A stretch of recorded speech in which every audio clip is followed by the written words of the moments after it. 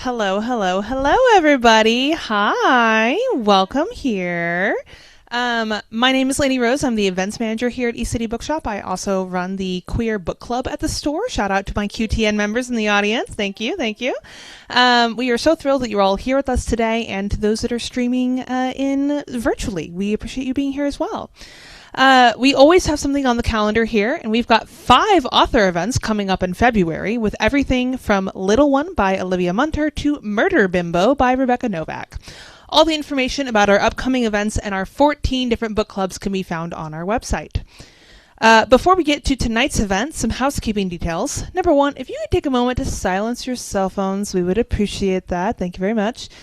Number 2, if you need a restroom, it's upstairs past the cash registers and the greeting cards. Number 3, we will have time for questions tonight for both virtual and in-person attendees, so even if you're watching via Zoom, you can participate. Please put those questions in the Q&A feature so that we can see them and ask on your behalf. And finally, most importantly, if you need to purchase a copy of tonight's book, we have those copies available, and we'd be happy to help you out with that. All those copies are upstairs at the register, not on the shelves, and can be purchased prior to the signing line. I have been such a huge fan of Emma's work since her debut novel, Don't Want You Like a Best Friend, and could not wait for Like in Love with You. I begged the publisher to send her to us, and we succeeded, so yay, dreams do come true!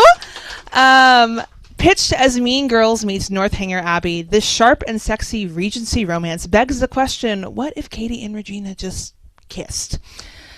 When Catherine Pine relocates to Bath in 1817, she comes face to face with her mother's arch nemesis and her daughter, the wildly popular Lady Rosalie.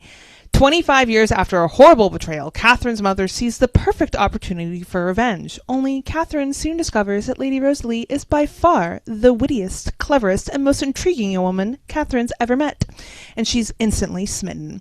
Which is a bit of a problem, as you can imagine. Is it possible for their sizzling rivalry to become a match at last? Our author of the evening is Emma R. Alban, who is a USA Today best-selling author and screenwriter. Raised in the Hudson Valley, she now lives in Los Angeles, enjoying the eternal sunshine, ocean, and mountains. When she isn't writing books or screenplays, she can usually be found stress baking with the AC on full blast, skiing into the late spring, and singing show tunes at the top of her lungs. Joining us in conversation today is Chip Pons, who's the author of Winging It With You and the upcoming Dearly Departed, pre-order at City Bookshop.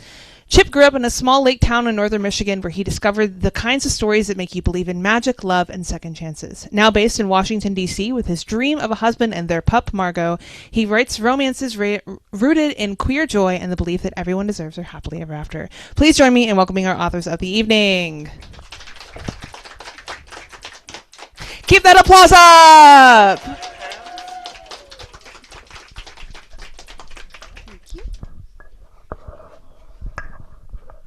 Hello.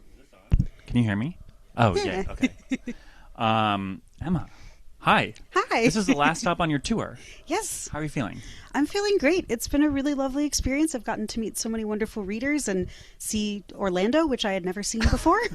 Okay, and now you're here right before Snowmageddon. Yes. Are you guys prepared for the storm? Yeah, how are you guys doing? We're going to survive. What has been the most surprising thing on this tour? I think the love for historical romance has been really abundant. And I think there's been this narrative online for about a year that historical romance is dying. And that has not been my lived experience because people keep coming up to me and saying that they've just started reading it. Can they get recommendations? How excited they are.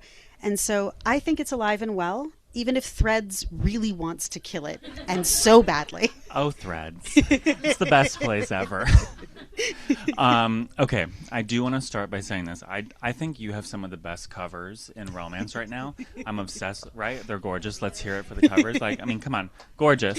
I think that a lot of people would be surprised at what our experiences with covers is.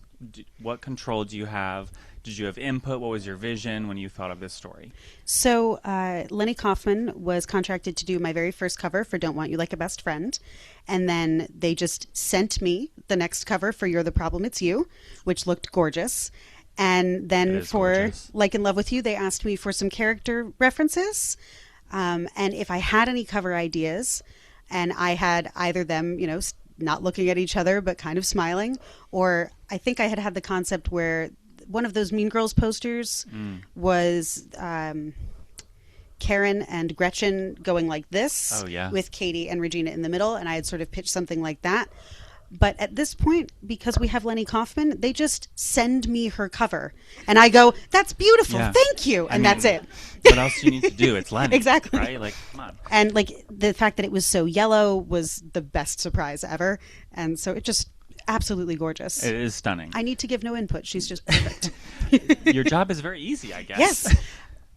If I ever get a cover that's not from Lenny, it's going to be a very new experience. Yeah. And I hope I get to keep Lenny. I'm very fond of her. I have been the person who has set up my camera to record myself, like reacting to getting a cover in my inbox, and it's not gone well. So I pray that doesn't happen to you. With you is gorgeous. Thank you. Draft 1 was interesting. Oh, okay. Yeah. Okay. I'll show it to you after this. Please do. I want the tea. So Lainey talked about it just now, but you had the idea of what if Katie and Regina just kissed, right? Mean Girls inspiration here. And I was doing a little Instagram stalking today. I told you back there that I watched like all of your reels over the last like year today. And you said that you didn't have a notebook really for this book because you had that idea pop into your head, what if Regina and Katie just kissed? And then the story just like sprang from there. Can you kind of talk about inspiration to Draft 1 and like what that looks like for you? Absolutely. So I was looking to propose my next book to Avon, and I wanted something that had sort of the same easy pitchiness of it's Lesbian Bridgerton meets The Parent Trap. And literally that weekend, Mean Girls, the musical, the movie had come out on streaming. Musical, the movie. And so I was thinking very hard about, Mean Girls in high school and the nostalgia.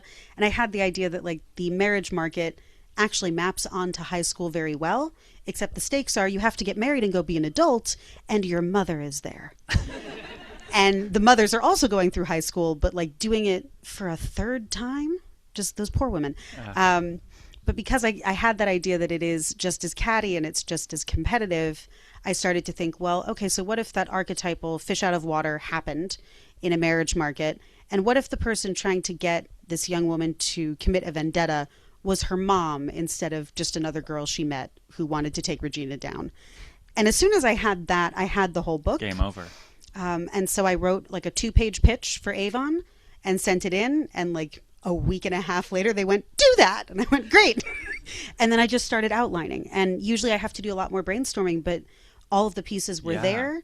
And that setup that is in Mean Girls, that's also in Northanger Abbey, of just this new girl comes to a small, tight-knit community, kind of falls in with the wrong people, and they're trying to get her to do a bunch of stuff. It just suggested a lot of story. So it happened very quickly. And just from like a craft perspective, is that something that's normal for you in your writing process? Or was this like a rarity? Or like how does this book compare to others? I would say this book compares pretty well to Don't Want You Like a Best Friend, where as soon as I had Lesbian Bridgerton Parent Trap, I was just like, and book. There you go. It just sort of all the major plot points come in, and then it's filling everything in between. So that was a very lovely thing, because not every idea happens like that. Sometimes you really have to like dig them out, and then sometimes you get one that goes, here's everything. Yeah. I'm like, great, thanks.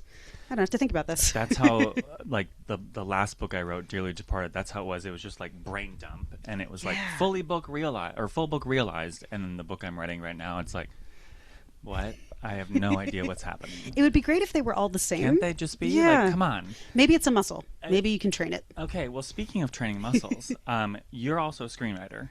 And I feel like being a romance author and a screenwriter, like those are different creative muscles that I'm sure you have to flex. And how do you pivot between those two mindsets and those like creative outlets to get a finished product like this? I think for me, the sitting down and doing it remains very similar. Okay. That it's like, okay, today I'm going to write 2,000 words of a book. I'm going to write 15 pages of a screenplay. Mm-hmm. So if I know where I'm going and I've outlined, the sitting down and doing is very similar. I think in terms of ideas, so a TV pilot is like a pitch. It is the conceit and the premise, and it has to be perfect, and it has to make you want to come back for episode 2. But that's as far as you have to get. Mm-hmm. So it's like perfecting the first 30 to 50 pages of a book. And that's what you're trying to do, and it's trying to be every moment, every bit of dialogue, every scene as tight as you can make it. Whereas when you're doing a book, you set that up and then you get to play the rest of it out. And so I think if I come up with an idea that feels like it's a great conceit, but the rest of the story would take a really long time, that goes to TV, that goes, long form. If it's a book where I see the beginning, middle, and end, that'll end up usually being a book. And it also depends, obviously, what type of TV. If it's Netflix, it can be a 10-episode movie. If it's a network television show, you're hoping for 8 seasons and 500 episodes. And if they like each other in episode 1, they don't get to really like each other until episode 200. They don't get to kiss until 300. You really have to play that out. Yeah, wow. This is some Grey's Anatomy nonsense. Okay. The yearning. I know. We love yearning. Love it, love it, love it. I know. Ugh. And Owen needs to die. Okay, wait. Can we pivot for a second? You brought it up. Owen needs to die. I'm so sorry. He's Everyone the else worst. has. And yeah. I feel the same way about Owen Hunt that I do about Lucas Scott on One Tree Hill. Yes. Sorry. He needs... Thank you. He's also the weirdest hugger. Okay, anyways. Back to what we're here for. Sorry. I just got a little sweaty thinking about Owen Hunt. I'm still watching after all these years, hoping that, Teddy rides off into the sunset, even though she's kind of insufferable herself. She's getting close. Yeah. Yeah. With Sophia Bush, by the way. Yeah. I'm into that. Okay, back to screenwriting and writing. Is there something screenwriting has taught you that you feel like has made you a better romance writer? Get into the scene late, get out of the scene early. Elaborate. So a lot of times when you're writing a book, somebody's going to walk through the door and then they're going to sit down and then they're going to arrange the tea set. And then there's going to be 5 minutes of small talk. And then they're going to get to what the scene's about. In TV, you sort of just start there. You want it to be as economical as possible, mostly so you have enough time to get to every moment in the episode. And so with books, a lot of times when I'm editing, I'll go through and go, we don't need that, we don't need that, we don't need that. Okay, start here. And trying to make everything as tight as possible, unless it's important for the character, like when Catherine enters a couple of the teas, where her wandering around that scene in the beginning is important because that's where all the emotional stuff is happening. And in TV, you might get close on Catherine, she's uncomfortable, and then dialogue. I have to kind of play that out here. Yeah. So economy of scene, activeness. Okay. I think the best example of this is in the pilot of The West Wing. There's that amazing one shot where Leo enters the West Wing and walks all the way through, and you meet a bunch of characters and he goes into different departments and it's all one shot. That was just a scene where Leo stood in a room with a bunch of people. And it was the director, Tommy Schlamme, who brought Aaron Sorkin on set and said, all right, so hear me out. What if instead of it just being a bunch of people in a room, we walked through the whole set? And you got this dynamic idea that he is a man on a mission and he's got stuff to do. And I try to internalize that of if they need to have an important conversation, can it be somewhere interesting? Yeah. Can they be punting on a river? Can they be in a carriage that's making everybody nauseous?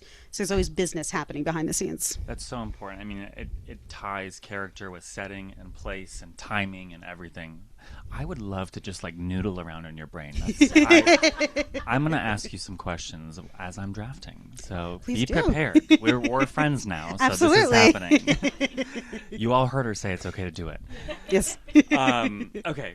So Catherine and Rosalie, they start from a place of competition. And I wouldn't say they're necessarily enemies. They're rivals. There's a difference. Yeah. How do you navigate something that starts from that place to then becoming romantic? With a lot of self-restraint, because they aren't enemies to begin with. Yeah. They sort of see each other across the room. That's their first introduction. And there's an immediate, oh, I'm interested. And for different reasons, but they're kind of immediately obsessed with each other. And it would be really easy to let them kiss. Yeah. And so every single scene, it was no. All right, so now they have to go to a tea. Now they have to go here. Now they have to do this. Now they have to do that. How long can I keep them apart? Oh, and that for me helps build tension of just over and over and over. Yeah. And then also sort of giving them inverse character arcs that Catherine needs to learn to be. She goes from selflessness to a little selfish, and Rosalie's going from selfish to more selfless, and they sort of meet in the middle and make each other stronger and enhance the parts of each other that need help. And getting to play all of those beats out sort of informed, okay, if she's here, if Catherine's here, where's Rosalie? If Rosalie's here, where's Catherine? And that helps sort of wind toward combustion. And then once they've kissed, sort of the want versus the need is very different going toward the back of the book. What I loved about this pairing is that they definitely, like, you could tell immediately that they were mirrors for one another, and it was just like so chef's kiss. And you said like it was winding and winding and winding. I was like, oh, this is gonna be good when they combust. But I think oftentimes, so I'll confession for this small intimate group, enemies to lovers is like my least favorite trope. I know. That's fair. That's why I said confession. I know, I'm so brave. Because, okay, in MM romance, I feel like enemies to lovers does sometimes tip the point of cruelty. Sometimes, every once in a while. And I'm an insta-love girly, okay? Like, I can't do what you just said.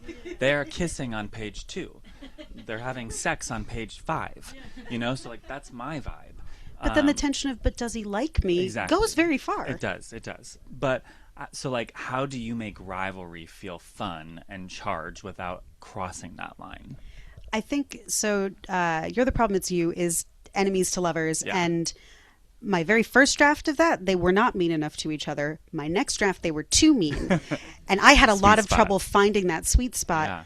And so much of it was hinged on the internal monologue. So, like, if they said something really horrible, you knew immediately that they were inside going, oh, I'm a terrible person. Oh, God, I'm so sorry.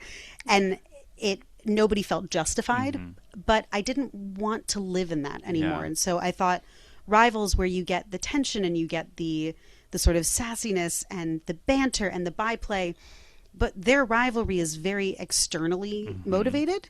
And I think both of them realize very quickly, if we weren't fighting over this empty shirt of a man... we might be friends. Yeah. And so I think some of the tension there was a little easier to play in that it was, oh, she's my rival. Like, I'm really into her. I'm really her. Oh, no, I have to compete. And it was more her continuing to remind herself about that than it was, like, any kind of animosity.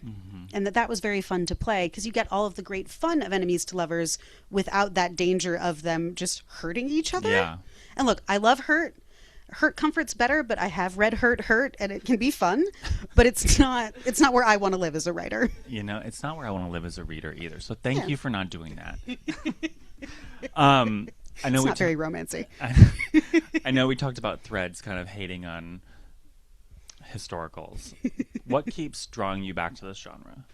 What is it about this genre that you love?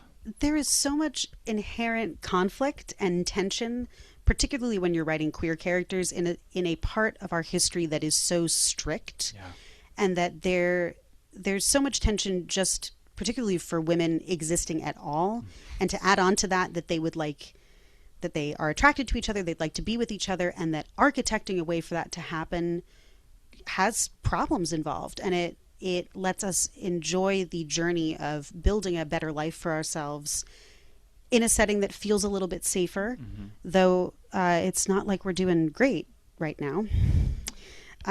We have we have all the same issues, but I can sort of talk about them a little bit more baldly and a little bit with more tenderness, I think, in the historical, and I love that.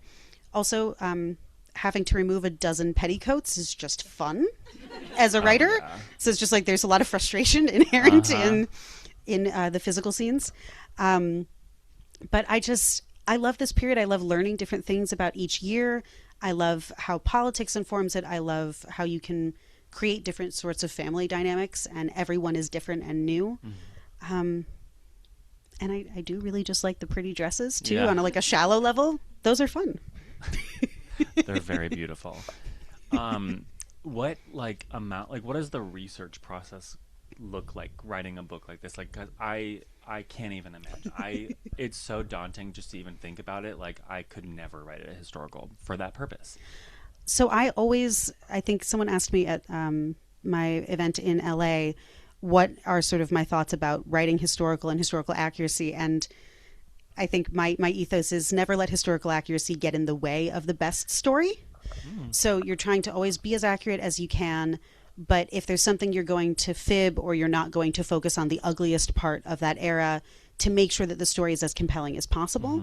So I start with my conceit. I start with here's what I want the story to be. And then I start going in to see for myself, is this really possible? Yeah. How much do I need to change? What is historically accurate?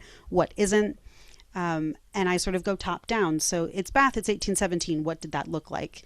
What was open? What were the season events? What were the men doing on, were they going to clubs? Were they meeting at their houses? What was the women's sphere like?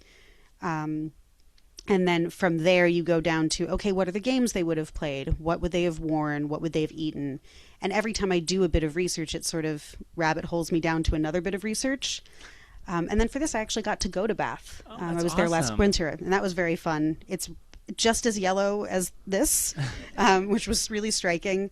And getting to sort of walk around it and get a real feel for, like, if you were on foot and that's all you had, what would it be like to live here? As you were writing, you went to, oh, that's amazing. So that was really fun. And I tried to make sure there were seagulls in the book because there were so many more seagulls than I expected.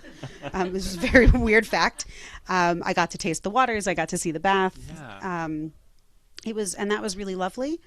But some of it is also like I had an Arc de Triomphe joke in there and then just thought, I should check that. It didn't exist. So I had to be like, okay, so it had feet. So I can say, you saw it being great. All right. So things like that where like you put something in and then you have that like little spidey sense going, hang on. And you have to go back. Because you know who will catch that is the romance reader. Yes. Y'all historical romance readers are sticklers for historical accuracy. Just like brilliant, eagle-eyed individuals that catch everything. It's like, oh my gosh. My dialogue is also intentionally anachronistic. So I get away with a little bit more there. Okay. And it has a song lyric title. You know what you're signing up for. Exactly. So. We love a song lyric title. But like you brought up, with queer characters specifically, like how do you infuse that into the reality of the time that you're writing? I think being aware of what the laws were, what the social penalties would have been, sort of creates the environment that I write in. But I always try to come to these books from a place of queer people were there and queer people were happy. There were people living happy, fulfilling lives. They looked different than ours do now. But what would it take and how would you want to build that? Yeah. And I have a cast of characters. Who's supportive? Who's not? How are we getting around the characters who are not? And how do I have this whole group of people end up happy in the end? Because people did. And so I think when we think about queer characters in history, so often the narratives we're told are tragedies and are stories of woe and trial. And those exist and they're very important to tell. But I want these to be happy books. And so there's going to be strife. There's going to be angst, both of the societal and just, do I want her? Or do I want to be on her? So there's, there are different levels. But always coming from a place of...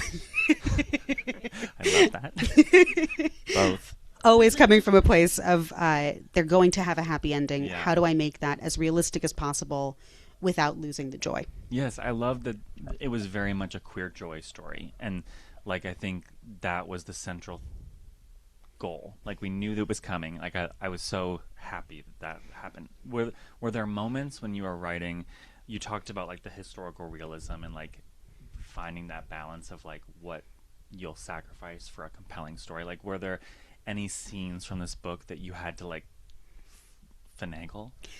So there are two. One is I really wanted a competitive badminton scene, but badminton doesn't exist in 1817. The game doesn't actually exist. So what they did play was something called battledore, which was a precursor where everybody had a racket and you just kind of batted the birdie back and forth. But I wanted it to be more intense than that. So in my head, I was like, well, people have house rules. Catherine and her brother Richard functionally just had badminton at their house. And so that's what they played. There's no net. So it is still historically accurate, but are we treating it a little bit more like badminton for the fun? Yeah, absolutely we are. I love that. So there's something like that. And then I talked about this a little bit yesterday, that there were very few public restrooms for women prior to like the late 1800s. And that was actually part of what kept the female sphere so small in the upper classes, was you had to be close enough to your house or a dear friend's house to use the restroom. So you had a very tight leash of like where you could go. And obviously sort of social clubs, ballrooms, theaters had restrooms, but did those restrooms function exactly like the water closets in my book? Debatable. Not a ton of research on the functionality of the women's restroom in the upper chambers in Bath. So I made an educated guess that there was a door that could get stuck. Okay. And we play with that. I love it. Yeah, I had a question. So I have a long list of questions, guys. But I did have, like, what kinds of little details do you obsess over when researching a book? And, like, bathrooms, that's not even something that I would think. I mean, obviously, that's a different scenario. But, like, what other details do you obsess over while researching? I hate this is so bathroom related. But whether or not these young women would have been wearing split drawers was like a whole afternoon of my life. Oh, wow. We'll never get that back. But it was interesting. Yeah. But there was a lot of debate as to whether women in the upper classes would have worn split drawers under their Regency gowns.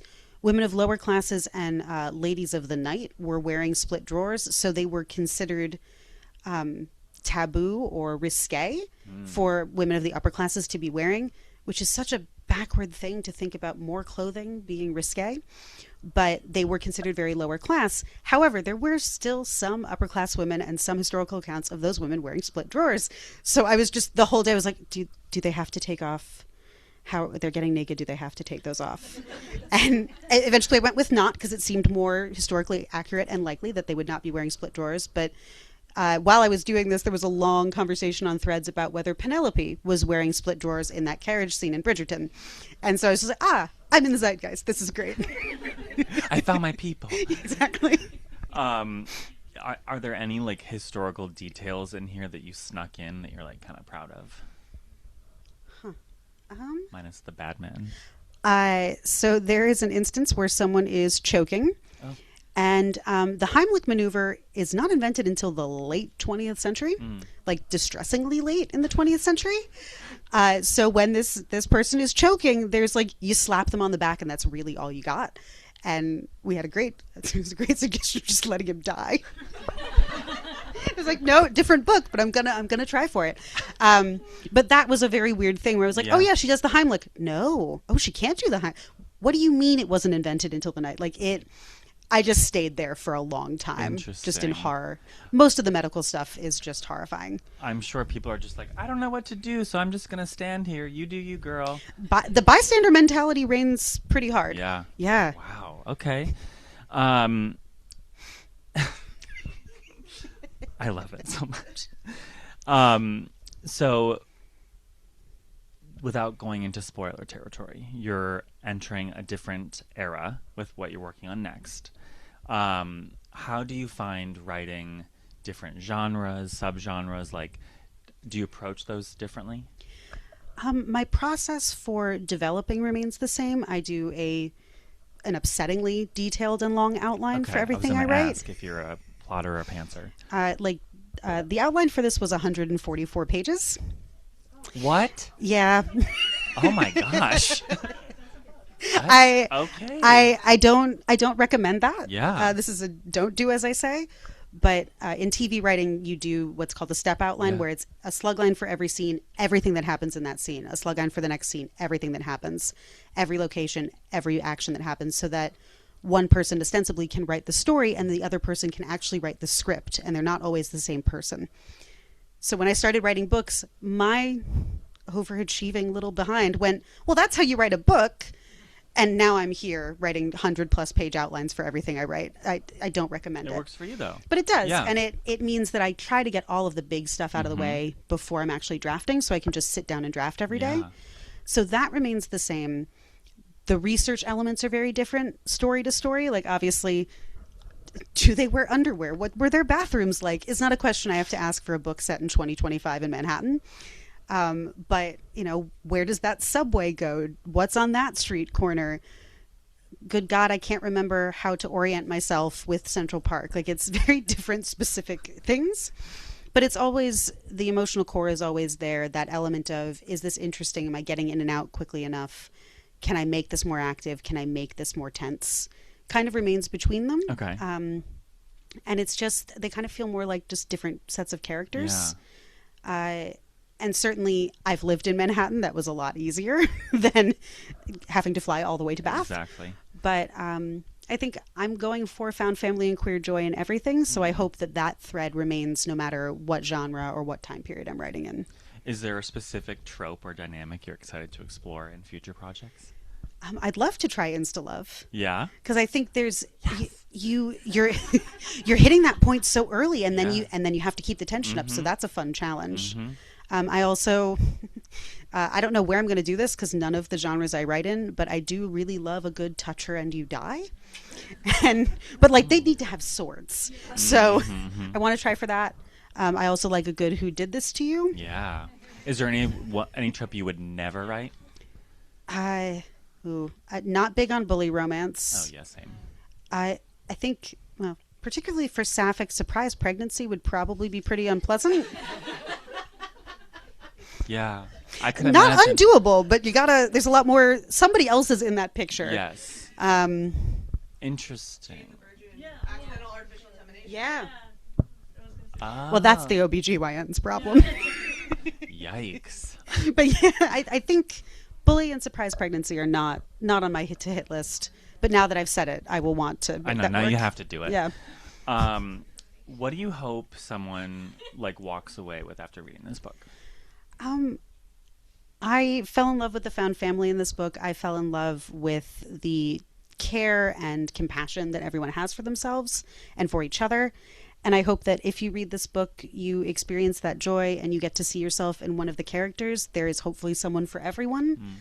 And whether it makes you think of your little brother or your best friends or your mom with a vendetta, and how you might help yourself and her, I hope that you come away with it feeling some of the joy and some of the excitement that I did while writing it. And I know love that there's that. happiness out there for everybody. Yeah, that's cute.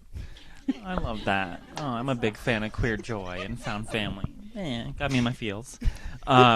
Okay, so and if Catherine and Rosalie could give one piece of advice about either love or ambition, what would it be? That's a thinker.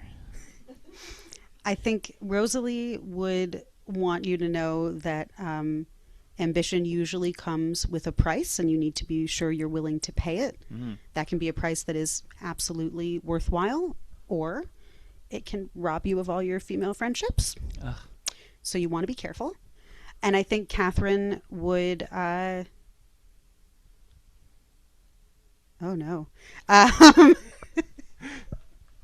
Catherine would probably advise that you should fight as hard as you can for love because you don't know how long it's going to be there. Aw, that's perfect. Thank you. I think. All right, I have a fun lightning round that I would want you to do. It's very unserious, no thinking, just instinct. You got it. Historical banter or modern sass in a historical setting? Modern sass in historical setting. Enemies to lovers or friends to lovers? Friends to lovers. Okay. Like a social season ball or gala or quiet strolls in the garden?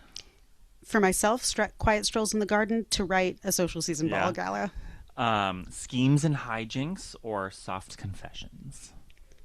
Oh. Schemes and hijinks that lead to soft confessions. There you go. Let's see. Found family or forbidden love? Found family. Oh, for sure. Witty dialogue or heart-pounding yearning? That's unfair. It should be the second one, but it's definitely witty dialogue. No, it's so fun, right? Let's see.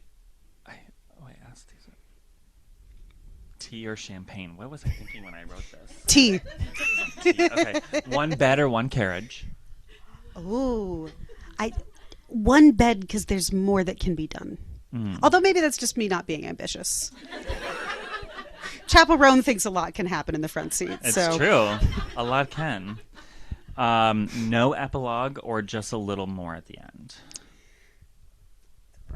This book does not have an epilogue, so I'll say no epilogue. As a reader, always more epilogue. Yeah, exactly. Was there a decision, no epilogue? Why? I think for this one, I wanted the promise of it Yeah. to be where we landed. There could be an epilogue or more someday in a newsletter. We shall see. Bonus.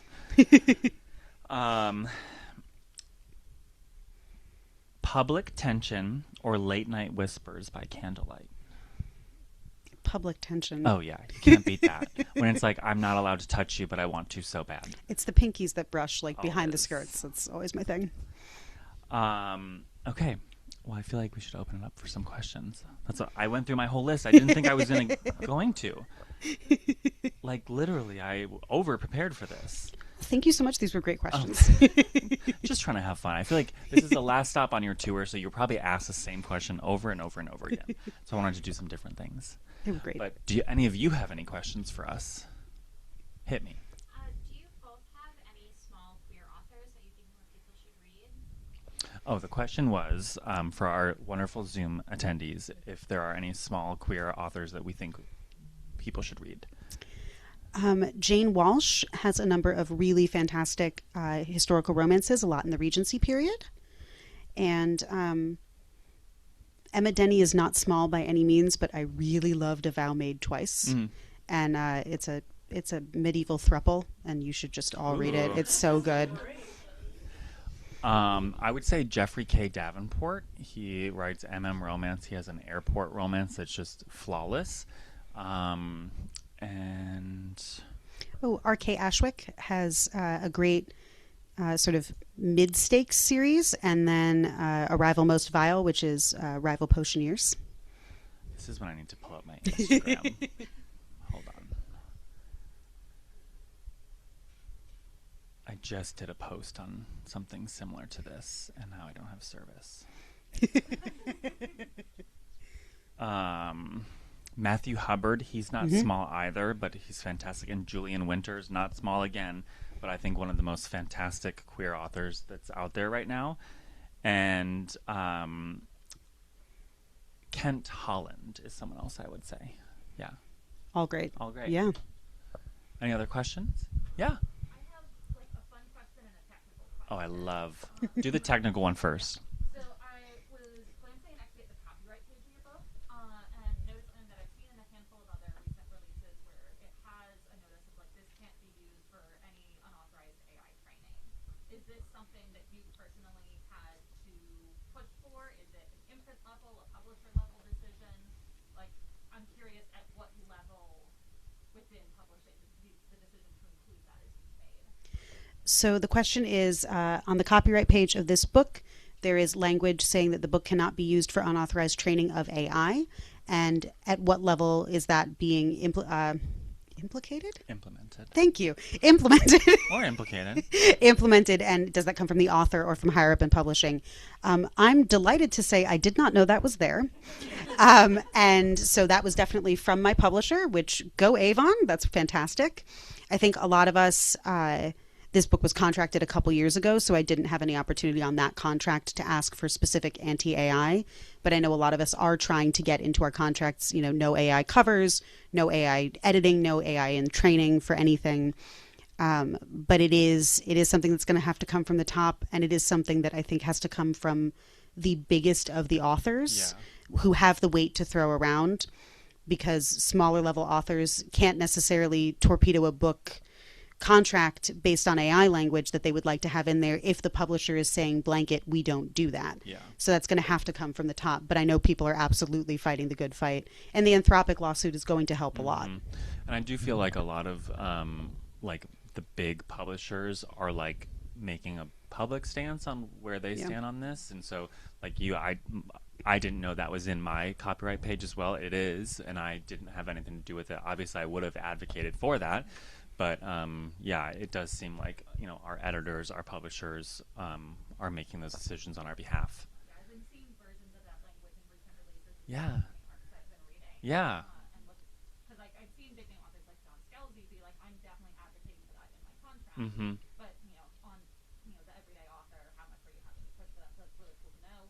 And then my fun question is, does Like in Love with You take place within the same sort of shared universe as your previous two titles?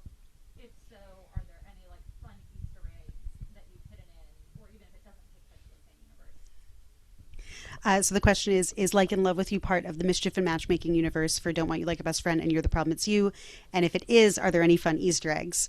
So in my heart, of course, this book takes place in the same universe.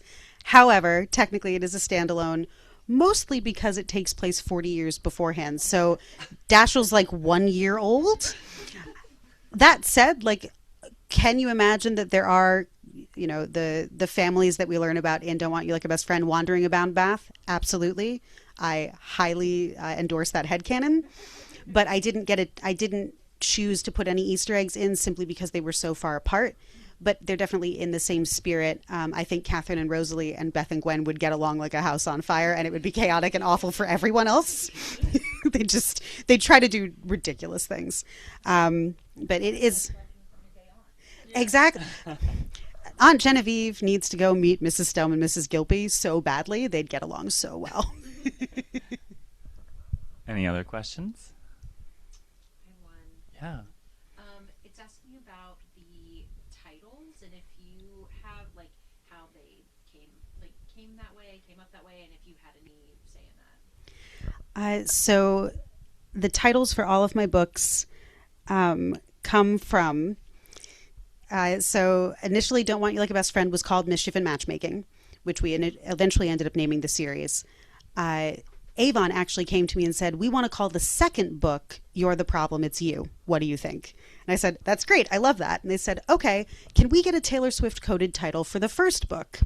And I sat there and went, sure, and put together a list of 13 or 15 of there you go, 13 of Miss Taylor Allison Swift's most sapphic coded lyrics. And I thought Don't Want You Like a Best Friend might be a little too on the nose. And I got an email back like 5 minutes later that said, that one. I went, okay, that's the book.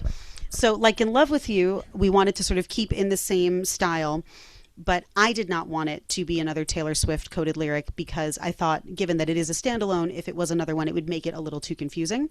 So, as I said, Mean Girls, the musical, the movie, had just come out. So I think the first draft for this was Not Your Mother's Marriage Market. And then we started talking, well, let's have a song lyric. So this is a play on both the famous line in Mean Girls, which is, you know, it's like you're in love with me or something, and the Renee Rapp song that you're like in love with me. So you're like in love with you, which is a play on it, but not an exact lyric.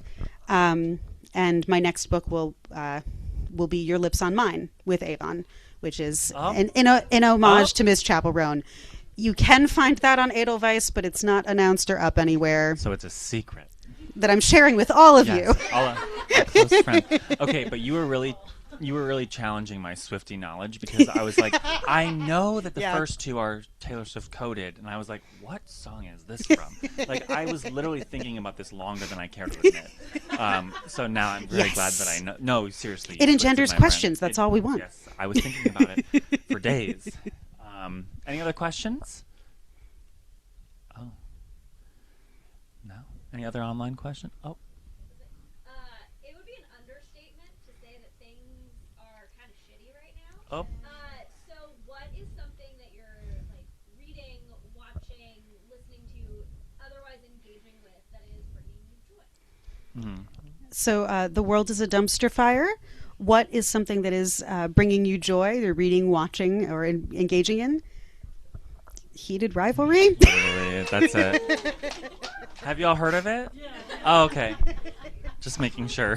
And not just like the show, but the discourse, the excitement, the fandom, the second season, the press tour. Oh, yeah. There's a lot of joy to be gotten out of those queer hockey boys. Mm-hmm. And I work in Hollywood, so it's also really fun to watch Hollywood executives be confused about why that show is working. Idiots. And hearing them go, well, let's do more hockey. We're like, it's not. Please, the hockey is fade to black was my favorite thing I saw online. I know. So I know nothing about hockey now. After it didn't teach me any more than I knew. Nothing. Yeah. I learned about the thing they do on the ice, the knee thing. My 60-year-old coworker brought this up to me today. Nice. My mom brought it up to me, so yeah. Do not watch that as a family. Yeah, don't. You know what? I support watching it as a family. Make them uncomfortable. Fair. You know? Fair. Come on. Important conversations can be had. I know. Let's see. What else is there? We like that. Oh, I love it. I did too. I forced them. I got my sister's fiance to watch it, and I was very happy about that. So, Anything else? I'm like, that's the bubble that I'm existing in right now. I've got Yeah. nothing else in my life. I mean, I really enjoyed reading your book. Oh, thank you. I really enjoyed reading your book. Thank you. I mean, queer romance in general, romance books in general Yeah. are really joyful. The stupidity of Threads discourse doesn't like give me joy, but it's distracting. It's very distracting. I do love going back to Heated Revelry for a second. The social media account who makes all the wallpapers immediately after. Oh my god, they are so brilliant. Like she does such a good job. I've saved all of them. Like I have a folder and I like send them to my friends and I'm like, you need to follow this person. It just brings. I swap them out every day. It like brings me joy. The TikTok edits Yeah, are also yeah. giving me a lot of life. And they're painful. But it's like that. It's there was the Alex Warren song, Feels Like an Eternity. Mm-hmm. I watched so many of those. Like that brought me sadness, but also joy. So the Heated Rivalry ones that are sad, I'm like, yes, the angst. Who is your what's your Heated Rivalry male ranking? Like the top 4? Of just the men. Yeah, yeah, just the men. Come on. The four mains. Okay. So of the 4 mains, I think Ilya, but that's also half Connor's story because he's just so delightful. He is delightful. Then I think Scott. This is gonna be so problematic. Then I think Scott. Then I think Chip. Then I think Shane. I'm so sorry. I love Shane. There's nothing wrong with him.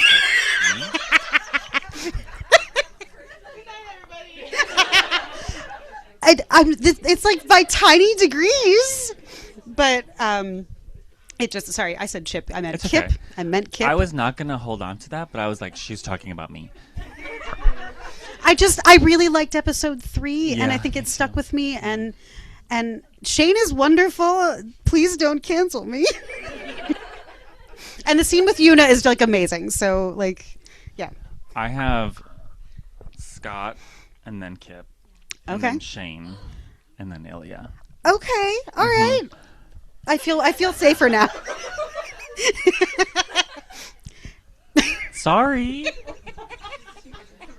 I know. I'm literally canceled from this store. But like, it's in tiny increments. yeah. They're all wonderful. Yeah, they can all hang out with me at the same time. Yeah. I would have no problem with that, Lainey.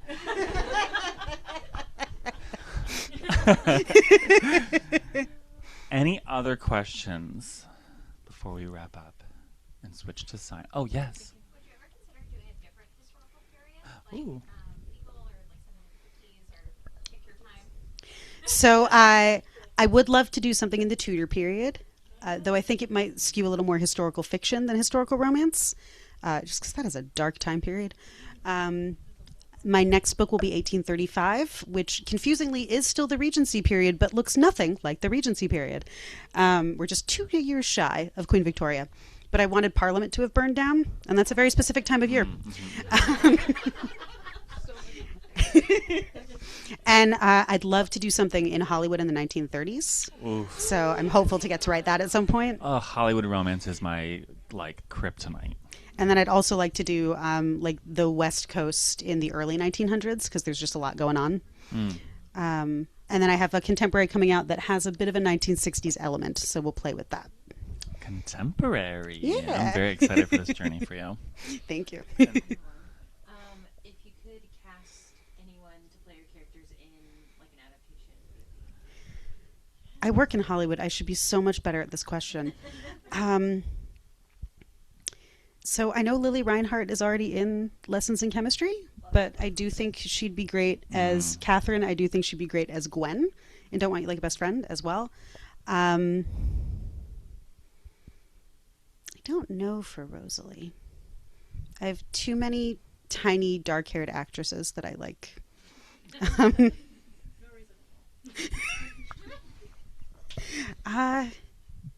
Oh God. I mean, you could go full Betty and Veronica. Yeah. I could go for that. I Yeah, think that would work. I'd be Yeah. into that. Also, like, obviously, if Renee Rapp wanted to be in this, that'd be great. But I don't hear think she that, wants to Renee? act as much anymore. I support her singing career. Yeah, I'll go with That's that. a hard question. It's a very hard. I'm also really bad with faces, so yeah. I find that when I'm like pulling vibes for a story, it's never an actor. It's always like some weird like Instagram influencer that I've seen one time and I've saved their thing. I'm like, it's that guy. So I also, I don't know about you, but when I write, I don't see faces. They're just faceless people in really pretty gowns in my head. I'm sure that sounds a lot creepier than it feels like it is. But I can't imagine, if I haven't seen the face before, I can't really imagine it. I guess that's true. I've never really thought about that. That's so funny. It's that whole scale of like, do you do photorealism down to like the Yeah. sketch level in your head? And that depends. Huh. Interesting. I'm down for Betty and Veronica, though. Let's do that. Oh, Which is, oh, and another have one. you ever worn like a period accurate dress or costume before? Ooh, for research. I had a lightly period accurate outfit for making a couple things for Like in Love with You, because I got a bonnet and I got like a Spencer jacket, and I happened to have a long sort of Regency style maxi dress, but I've never gone like full costume. Oh, that's not true. I was in a production of Kiss Me Kate in high school, and my mom took me to New York, and we went to like a secondhand costume shop, and I got a beautiful ball gown, and that was really fun. But I don't know that I'd call that accurate. It was just ball gowny. I did watch that reel that you posted in that getup, I think. Oh, I was like, my Kiss Me Kate costume. How did you Yes. get there? I saw that. Your brother sent it to me. Thank you. Yes, it was very cute. Huh. I did buy a pilot's uniform for Winging It With You, and that was my husband liked that. You look good as a pilot. Thank you. Yeah. I put him in it as well. Perfect. So. And there's one more back there. Keeping on the fun of heated rivalry. Oh, yes. With the characters from your book, which heated rivalry characters would they want to hang out with or like have the best time with? Could be this book or your previous ones.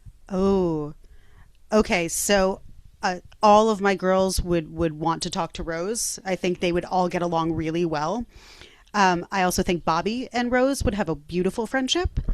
I think James and Shane should hang out and should go to counseling together and help each other with social anxiety. I think Meredith would really get along with Ilya.